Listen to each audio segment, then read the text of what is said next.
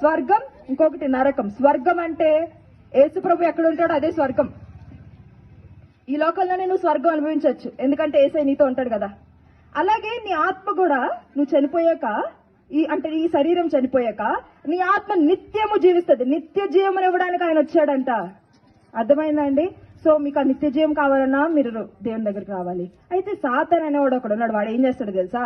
దొంగతనం చేయడానికి వస్తాడంట, నాశనం చేయడానికి వస్తాడంట, హత్య చేయడానికి వస్తాడంట. ఎవరికైనా అప్పులు ఉన్నాయంటే, ఎవరికైనా నష్టాలు ఉంటున్నాయంటే, ఎవరైనా లేమరికల్లో ఉంటున్నామంటే ఇదంతా ఎవరి వల్ల తెలుసా? సాతాను వల్ల. ఎందుకంటే మనం వాడి దగ్గర ఉన్నాం కదా, వాడు ఆసరా పొందుకుంటున్నాం అందుకే. అయితే యేసుప్రభు ఎందుకు వచ్చాడు చెప్తాను. ఆదికాండం 1:28 ఇలా ఉంది, మీరు ఫలించి అభివృద్ధి చెంది భూమిని నిండించి దాన్ని లోపరుచుకున్నది. దేవుడు ఎంత ప్రేమిస్తున్నాడో తెలుసా? మనం ఫలించాలని, మనము అభివృద్ధి చెందాలని, ఇంకా మనము ఈ భూమిని స్వాధీనం చేసుకుని దీని మీద ఏలుబడి చేయాలని దేవుడు నిన్ను నన్ను కోరుకుంటున్నాడు. కాబట్టి ఆయన దగ్గరికి వస్తే నీకు ఆనందం ఉంటది, నీకు అధికారం ఉంటది, ఇహలోక సంబంధమైన ఆశీర్వాదం ఉంటది, తర్వాత నిత్య జీవం అనే ఆశీర్వాదం ఉంటది. కాబట్టి మీరు నిర్లక్ష్యం చేయకండి. ఇదేదో మైక్ లో వచ్చారు, చెప్పారు, వెళ్ళిపోయారు కాదు, అంత నార్మల్ విషయం అయితే కాదు.